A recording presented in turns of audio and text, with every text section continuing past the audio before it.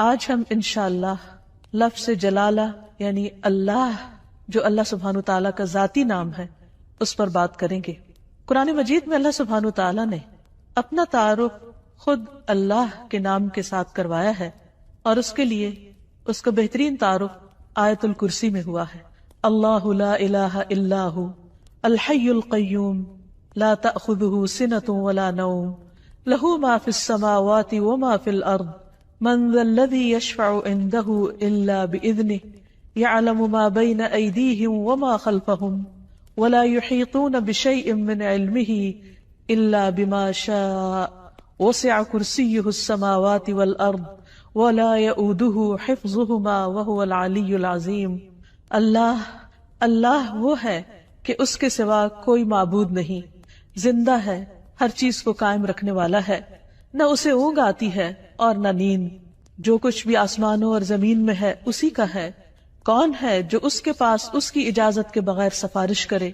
وہ جانتا ہے جو کچھ ان کے سامنے ہے اور جو ان کے پیچھے ہے، اور وہ اس کے علم میں سے کسی چیز کا احاطہ نہیں کر سکتے مگر جتنا وہ خود چاہے۔ اس کی کرسی آسمان و زمین پر چھائی ہوئی ہے اور اسے ان دونوں کی حفاظت نہیں تھکاتی۔ وہ سب سے بلند اور سب سے بڑا ہے۔ یہ ہے اللہ رب العالمین۔ لفظ اللہ سبحانہ تعالیٰ کا ذاتی نام صرف اللہ ہی کے لیے مخصوص ہے۔ پوری کائنات میں اللہ کے نام سے سوائے اس کے کوئی بھی نہیں جانا جاتا، کسی اور کا یہ نام ہے ہی نہیں۔ ہل تعلم لہ سمیہ؟ نہیں، یہ نام ایک انتہائی خوبصورت نام ہے۔ اگر اس کی تحریر پر آپ غور کریں تو اس کے ساری شیپ اوپر کو اٹھتی ہوئی جاتی، جو اپنی تحریر کے اعتبار سے بھی اللہ سبحانہ تعالیٰ کی عظمت اور بلندی پر دلیل ہے۔ اس کو اسم الجلالہ، اللہ کا عزت والا نام، بلند نام، جلیل القدر نام، جو اسماء حسنہ میں سے سب سے عظیم اور اعلیٰ ہے، صرف اسی کا ہے۔ اس کے لغوی معنی کیا ہے؟ اس کا مطلب کیا ہے؟ اس کی اصل الالہ ہے، لیکن باقی اسماء کے ساتھ جب ال لگتا ہے تو الگ پڑھا جاتا ہے۔ لیکن سبحان اللہ سبحانہ تعالیٰ کے اس نام میں ال اس کا حصہ بن چکا ہے، یعنی اللہ بجائے اس کے کہ ہم کہیں الالہ، وہ خاص الہ، کیا کہا جاتا ہے؟ اللہ۔ عربی لغت میں یہ لفظ 4 معنوں میں استعمال ہوتا ہے۔ نمبر 1 المعبود، یعنی اللہ کون ہے؟ وہ جو معبود ہے، خاص الہ ہے جس کی عبادت کی جاتی ہے۔ نمبر 2 الملجا، جس کی پناہ لی جاتی، خوف میں، غم میں، پریشانیوں میں، جس کی طرف رجوع کیا جاتا ہے، جو پناہ گاہ ہے۔ نمبر 3 المفزوع الیہ، یعنی گھبراہٹ میں جس کی مدد حاصل کی جاتی ہے۔ جب سارے سہارے ٹوٹ جاتے ہیں تو ہر انسان، خواہ وہ اس کو نہ بھی مانتا ہو، پھر بھی اسی کی طرف لوٹتا اور پلٹتا ہے۔ اور چوتھا معنی ہے المحبوب، وہ محبوب جس کے ساتھ عظیم محبت ہو، ہر چیز سے بڑھ کر محبت ہو، اور اس کے بارے میں عقل حیران ہو۔ لا تدرکہ الابصار، جس کو نگاہیں نہ پا سکتی ہوں، وہ یدرک الابصار، اور وہ سب نگاہوں کو دیکھتا ہے، جانتا ہے کہ کون سی نگاہ کس طرف اٹھی ہے۔ تو اللہ سبحانہ تعالیٰ دراصل ساری کائنات کا حقیقی معبود ہے، ان کا بھی جو اس کو مانتے ہیں اور ان کا بھی جو اس کو نہیں مانتے۔ الہ برحق وہی ہے جس کی عبادت کی طرف بندوں کے دل مائل ہوتے ہیں جب وہ اس کو دریافت کر لیتے ہیں، جب وہ اس کو پہچان جاتے ہیں، جب وہ اس کی نعمتوں اور اس کی بنائی ہوئی عظیم نشانیوں کو دیکھ کر اس کی طرف مائل ہو جاتے ہیں، جب ان کے دل اس کی وحدانیت کی گواہی دینے لگتے ہیں اور پوری انکساری اور عاجزی کے ساتھ اس کے آگے جھکتے ہیں، اسی سے امیدیں لگاتے ہیں، اسی سے ڈرتے ہیں، اسی کی عظمت دل میں پہچانتے ہیں، پھر اسی کی اطاعت کرتے ہیں، اپنی ضروریات اور مشکلات میں اسی کی طرف رجوع کرتے ہیں۔ وہ وہی الہ برحق ہے جو عرش سے لے کر اس ٹھہری ہوئی زمین کی گہرائیوں تک واحد الہ ہے، جس کے سوا کوئی اور الہ نہیں ہے۔ وہ عظیم و برتر ہے اپنی صفات میں اور ان کی بڑائی اور کمال اور جلال میں اور جمال میں۔ اس کے جتنے بھی نام ہیں، اس کی جتنی بھی صفات ہیں، وہ سب اسی کی طرف لوٹتی ہیں، یعنی اس کے ذاتی نام اللہ کی طرف۔ اس کا کوئی شریک نہیں، کوئی اس کے مشابہ نہیں، کوئی اس کے ہم مثل نہیں، کوئی اس کا ہمسر نہیں، کوئی اس کا مددگار نہیں۔ وہ ہر لحاظ سے کامل ہے۔ اللہ جو دلوں کے لیے باعث راحت ہے، جس کا ذکر، جس کا تصور، جس کا خیال اور جس پر ایمان دلوں کے اطمینان کا ذریعہ ہے۔ انسان جب اس کو دریافت کر لیتا ہے، جب اس کو پا لیتا ہے، جب اس کو پہچان لیتا ہے تو پھر ہر چیز سے بے نیاز ہو جاتا ہے۔ اللہ جل جلالہ کا یہ نام قرآن مجید میں سب سے زیادہ استعمال ہوا ہے۔ 2500 سے زیادہ بار لفظ اللہ قرآن مجید میں مختلف جگہوں پر آیا ہے، مختلف آیات میں، اور جس آیت میں اللہ سبحانہ تعالیٰ کا تعارف کروایا گیا وہ آیت الکرسی قرآن مجید کی سب سے بڑی آیت شمار ہوتی ہے۔ ابی ابن کعب سے مروی ہے کہ نبی صلی اللہ علیہ وسلم نے ایک مرتبہ ان سے پوچھا کہ قرآن کریم میں سب سے عظیم آیت کون سی ہے؟ انہوں نے کہا اللہ اور اس کا رسول جانتے ہیں۔ نبی صلی اللہ علیہ وسلم نے ان سے پھر کئی بار پوچھا تو اس پر انہوں نے عرض کیا آیت الکرسی۔ اس پر آپ بہت خوش ہوئے اور فرمایا کہ ابو المنذر تمہیں علم مبارک ہو، یعنی واقعی تمہارے پاس علم ہے، تم جانتے ہو کہ اللہ کون ہے، اور اس کا تعارف قرآن مجید میں جس آیت میں ہے وہ آیت اسی بنا پر سب سے بڑی آیت شمار ہوتی ہے۔ پھر ہر رسول نے اپنی اپنی امت کو اللہ ہی کی عبادت کی طرف بلایا، اسی الہ کی طرف متوجہ ہونے کے لیے کہا۔ قرآن مجید سے ہمیں پتہ چلتا ہے کہ جس قوم میں بھی کوئی نبی جو آیا اس نے لوگوں کو اللہ کی عبادت ہی کی دعوت دی۔ ارشاد باری تعالیٰ ہے وَلَقَدْ بَعَثْنَا فِي كُلِّ أُمَّةٍ رَسُولًا أَنِ اعْبُدُوا اللَّهَ وَاجْتَنِبُوا الطَّاغُوتَ۔ ہم نے ہر امت میں ایک رسول بھیجا جو انہیں یہی کہتا تھا کہ لوگوں اللہ کی عبادت کرو اور طاغوت سے بچو، یعنی غیر اللہ کی عبادت سے بچو۔ نبی صلی اللہ علیہ وسلم نے بھی لوگوں کو اللہ سبحانہ تعالیٰ ہی کی عبادت کی طرف بلایا۔ ربیہ بن عباد دیلمی سے روایت ہے، یہ وہ صحابی ہیں جنہوں نے جاہلیت کا زمانہ بھی پایا اور پھر مسلمان ہو گئے۔ تو یہ کہتے ہیں کہ انہوں نے نبی صلی اللہ علیہ وسلم کو ذو المجاز نامی بازار میں دیکھا، آپ لوگوں کو لا الہ الا اللہ کی دعوت دے رہے تھے اور فرما رہے تھے کہ یا ایھا الناس قولوا لا الہ الا اللہ تفلحوا، اے لوگو لا الہ الا اللہ کہہ دو تو تم فلاح پا جاؤ گے۔ وہ کہتے ہیں کہ آپ صلی اللہ علیہ وسلم گلیوں اور بازاروں میں داخل ہو رہے تھے، لوگ آپ کے پیچھے جاتے، آپ کے ارد گرد جمع ہو جاتے، کوئی ان سے کچھ نہیں کہہ رہا تھا اور آپ خاموش ہوئے بغیر اپنی بات دہرائے چلے جا رہے تھے، اے لوگو لا الہ الا اللہ کہہ دو فلاح پا جاؤ گے، اے لوگو لا الہ الا اللہ کہہ دو فلاح پا جاؤ گے۔ گویا انسان کی کامیابی، اس کی نجات، اس کی فلاح کا انحصار اس بات پر ہے کہ وہ ایک اللہ کو اپنا معبود سمجھے اور اس پر ایمان لے آئے۔ یہی سٹیپنگ سٹون ہے سیدھے راستے کی طرف، کامیابی کی طرف۔ اسی طرح بلحجیم قبیلہ کے ایک آدمی سے روایت ہے، وہ کہتے ہیں کہ میں نے پوچھا اے اللہ کے رسول صلی اللہ علیہ وسلم آپ کن چیزوں کی طرف دعوت دیتے ہیں، یعنی آپ کی دعوت کیا ہے، آپ لوگوں کے لیے کیا میسج لے کر آئے؟ آپ نے فرمایا میں اس اللہ کی طرف دعوت دیتا ہوں جو یکتا ہے، بس ایک ہے، وہ اللہ کہ جب تم پر کوئی مصیبت آتی ہے اور تم اسے پکارتے ہو تو وہ تمہاری مصیبت کو دور کر دیتا ہے، جب تم کسی بیابان اور جنگل میں راستہ بھول جاتے ہو اور تم اس سے دعا کرتے ہو تو وہ تمہیں اپنے اصل مقام تک پہنچا دیتا ہے، جب تم قحط سالی میں مبتلا ہوتے ہو اور اس سے دعا کرتے ہو تو وہ پیداوار ظاہر کر دیتا ہے۔ تو اس سے پتہ یہ چلتا ہے کہ ہر انسان کے اندر اللہ کی ایک ضرورت موجود ہے۔ جب وہ دیکھتا ہے کہ اس کے آس پاس کے سب سہارے گم ہو گئے ہیں تو وہ اس ہستی کو پکارتا ہے جس نے اس کو پیدا کیا اور جس نے اس کے ساتھ ضروریات رکھی اور ان ضروریات کو پورا کرنے کا انتظام بھی فرمایا۔ انسان اپنی فطرت میں اپنے رب کو پہچانتا ہے، لیکن اس کا ماحول اس کو مختلف طرح کے اندھیروں میں رکھ کر اس رب سے دور کر دیتا ہے۔ رسول اللہ صلی اللہ علیہ وسلم نے دراصل لوگوں کو انہی اندھیروں سے نکالا، من الظلمات الی النور، من الظلمات الی النور، اندھیروں سے روشنی کی راہ دکھائی اور انہیں اپنے رب کے ساتھ جوڑا۔ پھر یہ کہ لفظ اللہ کے کچھ خصائص بھی ہیں۔ اس لفظ کی سب سے پہلی خصوصیت ہے کہ یہ اللہ سبحانہ وتعالی کا اسم اعظم ہے۔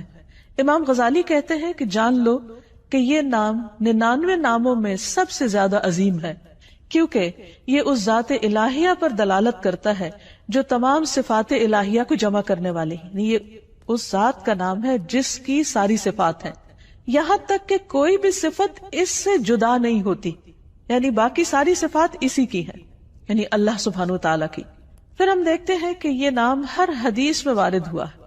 نبی صلی اللہ علیہ وسلم کی جتنی بھی حدیثیں ان کے شروع میں ہر جگہ آتا ہے قال رسول اللہ صلی اللہ علیہ وسلم یا عن النبی صلی اللہ علیہ وسلم.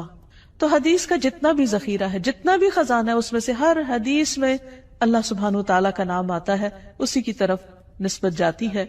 پھر اسی طرح تمام اسماء حسنہ کی نسبت اللہ کی طرف ہے. وَلِلَّهِ الْأَسْمَاءُ الْحُسْنَى، اور اللہ ہی کے لیے ہیں سارے اچھے اچھے نام.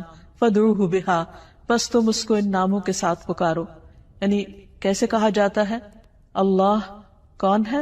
وہ جو الرحمن، الرحیم، القدوس، السلام ہے.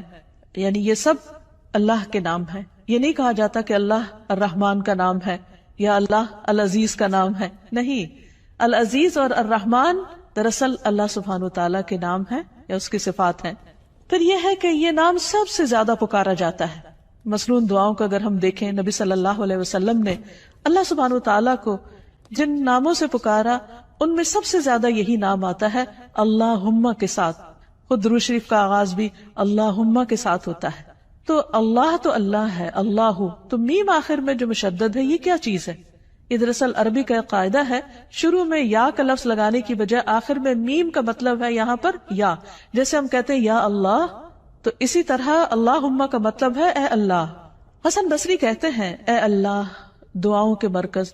جب مانگنے والا کہتا ہے یا اللہ میں تجھ سے سوال کرتا ہوں، گویا وہ یہ کہتا ہے کہ میں اس اللہ سے دعا کرتا ہوں جس کے سب اچھے اچھے نام ہیں اور جس کے بلند نام اور بلند صفات ہیں. پھر یہ بھی یاد رکھیے کہ مخلوق میں سے کسی کے اندر آج تک جرت نہیں ہوئی کہ وہ اپنا یا کسی اور کا نام اللہ رکھ دے. اللہ سبحانہ وتعالیٰ نے سب کی زبانیں پکڑ رکھی کہ یہ نام اس کے سوا کوئی اور رکھ ہی نہیں سکتا، یہ صرف اسی کی خصوصیت ہے. اور پھر یہ کہ تمام امتیں اس نام سے متعارف ہیں، کوئی اس نام کا انکار نہیں کرتی. پھر اسی طرح ہم دیکھتے ہیں کہ ہماری نماز کے ہر ایکشن میں یہ نام لیا جاتا ہے. مثلا نماز کا آغاز ہوتا ہے تکبیر تحریمہ سے. آغاز میں پہلا لفظ ہی کیا ہے؟ اللہ اکبر، اللہ سب سے بڑا ہے. پھر دعا استفتاح ہے، اس میں آتا ہے سبحانک اللہم و بحمدک، اللہ کا نام ہے. رکوع میں ہم جو دعائیں مانگتے ہیں ان میں سے دعا ہے سبحانک اللہم ربنا و بحمدک. پھر قوما میں جب کھڑے ہوتے ہیں سمع اللہ لمن حمدہ. پھر سجدے میں جاتے ہیں تو کہتے ہیں اللہم لک سجدت، اے اللہ میں نے تیرے لیے سجدہ کیا. پھر تشہد کی دعاؤں میں سے ہے اللہم اغفر لی ما قدمت وما اخرت وما اسررت وما اعلنت، اے اللہ مجھے بخش دے جو بھی میں نے پہلے گناہ کیے، جو بعد میں کیے، جو چھپ کے کیے اور جو ظاہری طور پر کیے. پھر نماز کے اختتام کس پر ہوتا ہے؟ السلام علیکم ورحمۃ اللہ. اس میں بھی اللہ کا نام لیا جاتا ہے. تو گویا پورا دن ہم اس کی تکرار کرتے رہتے ہیں، نمازوں کے اندر بھی اور نمازوں کے باہر بھی. دن کا آغاز ایک مسلمان کس طرح کرتا ہے؟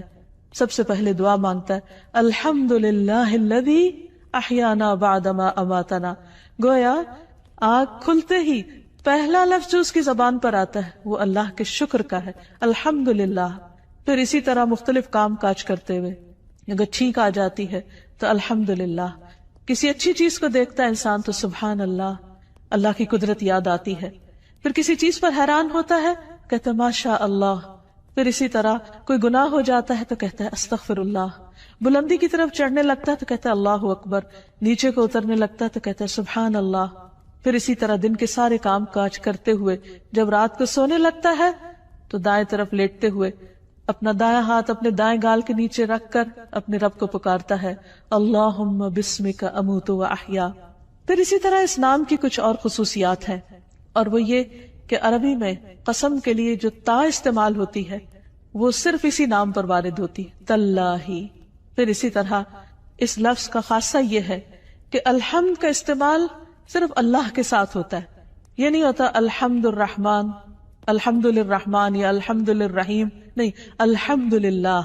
اسی طرح باقی بھی بہت سے جب ہم دعائیں اللہ تعالیٰ سے مانگتے ہیں یا اللہ تعالیٰ کی تعریف بیان کرتے ہیں تو لفظ اللہ ہی کے ساتھ کر رہے ہوتے ہیں. پھر اس نام کی بہت سی برکات بھی ہیں. یعنی یہ صرف ایسا نہیں کہ صرف ایک نام ہے، بلکہ یہ ہماری روح اور ہمارے دل کی زندگی ہے. جب ہم تکلیف میں ہوتے ہیں، جب ہم کسی بھی طرح تنہا محسوس کرتے ہیں تو یہ نام ہمارے اندر سے تنہائی کا احساس ختم کر دیتا ہے. اللہ سبحانہ وتعالیٰ کا یہ نام یعنی اللہ جو اس کا ذاتی نام ہے، یہ صرف ایک نام ہی نہیں، اس کی بہت سی برکات بھی ہیں، اس کے بہت سے فائدے ہیں. یہ صرف اس کا نام نہیں، یہ اس کی پہچان بھی ہے، اور یہ ہماری دل، روح اور جان کی زندگی ہے. ہم جب تنہا ہوتے ہیں تو جو ہی اس کا نام لیتے ہیں یوں لگتا ہے کوئی تنہائی نہیں. جب خوف زدہ ہوتے ہیں اور اس کو پکارتے ہیں تو لگتا ہے کوئی خوف نہیں. ایک دم دلوں کو قرار آ جاتا ہے، تسکین مل جاتی ہے.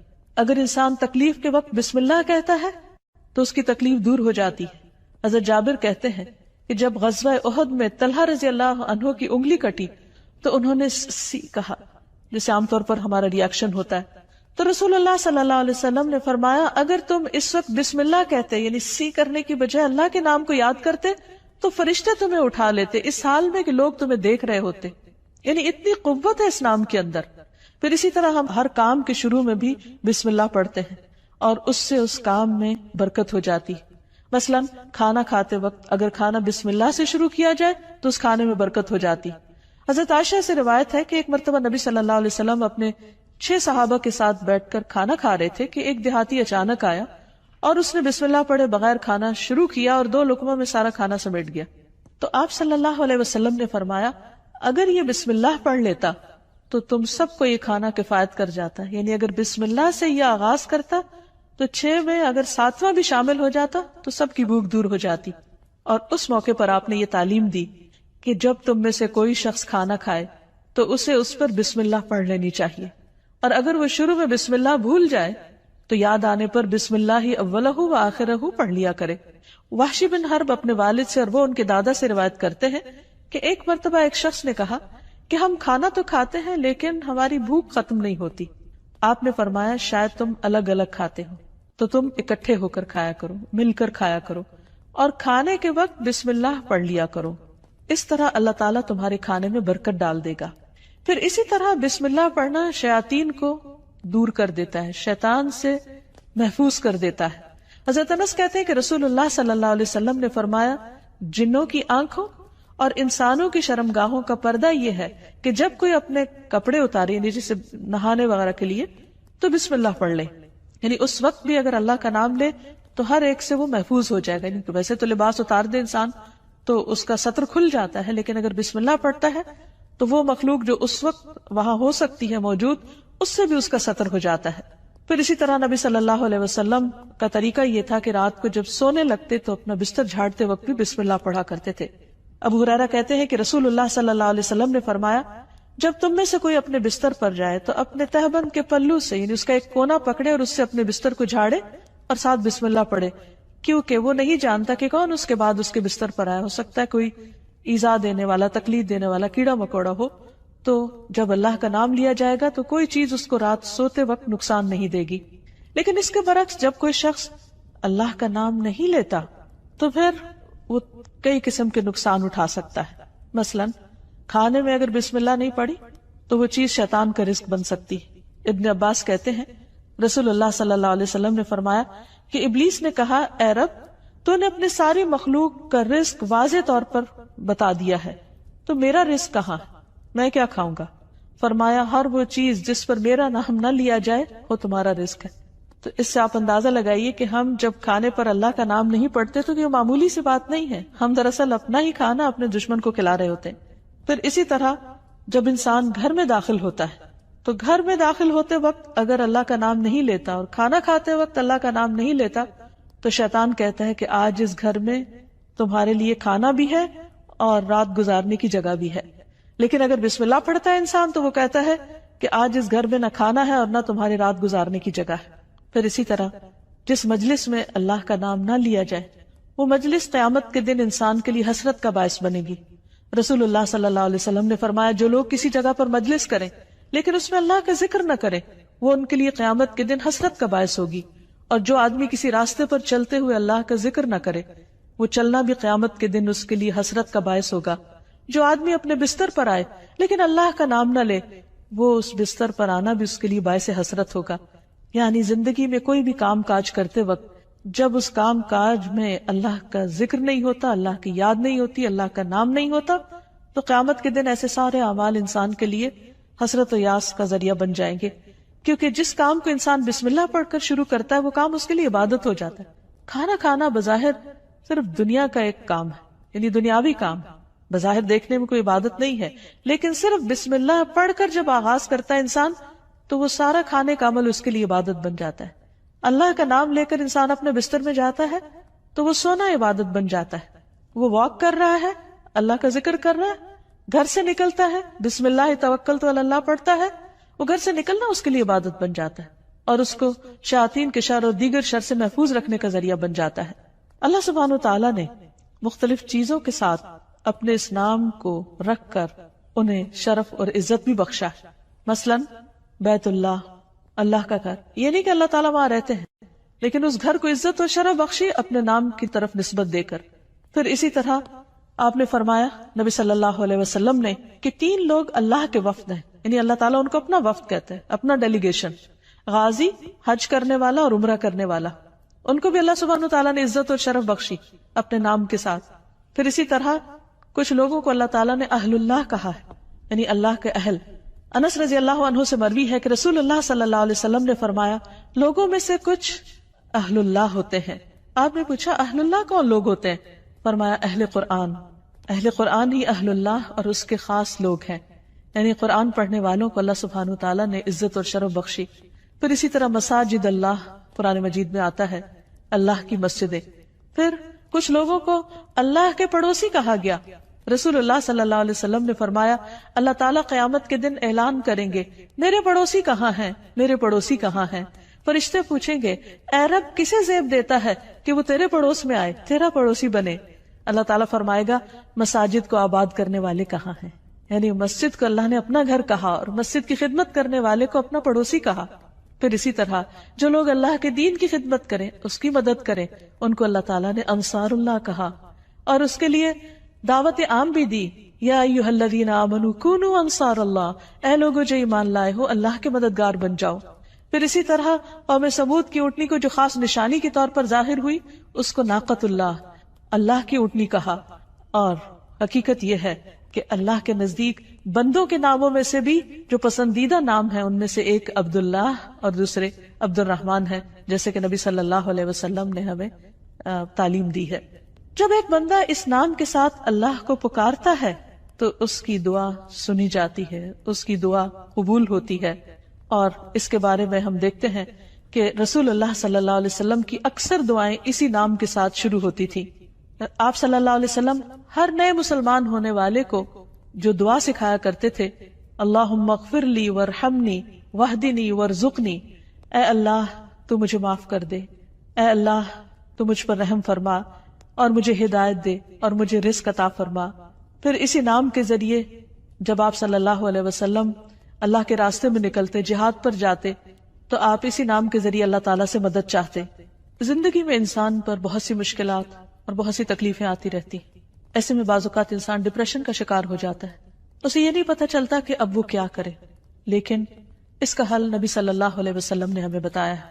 حضرت اسماء بنت امیس کہتی ہیں کہ مجھ سے رسول اللہ صلی اللہ علیہ وسلم نے فرمایا کیا میں تمہیں ایسے کلمات بتاؤں کہ جن کو پڑھنے سے غم اور پریشانی دور ہو جاتی ہے، اور وہ ہے اللہ اللہ ربی لا اشرک بہ شیئا، اللہ اللہ ہی میرا رب ہے، میں اس کے ساتھ کسی کو شریک نہیں کرتا. جب انسان کثرت سے اس کی تکرار کرتا ہے تو بڑے سے بڑا رنج اور غم دور ہو جاتا ہے، کیونکہ نبی صلی اللہ علیہ وسلم نے جو بھی ہمیں تعلیم دی ہے وہ دراصل اللہ سبحانہ تعالیٰ ہی نے آپ کو دی تھی، اور اسی کی روشنی میں آپ نے وہ تمام چیزیں ہمیں سکھائیں. اسی طرح حضرت یعقوب علیہ السلام پر جب بہت غم آیا بیٹے کی جدائی کا تو انہوں نے بندوں سے شکوہ شکایت نہیں کی، بلکہ کیا کہا انما اشکو بثی وحزنی الی اللہ، انما اشکو بے شک میں شکوہ کرتا ہوں، بثی وحزنی اپنے رنج و غم کا، الی اللہ صرف اللہ کی طرف.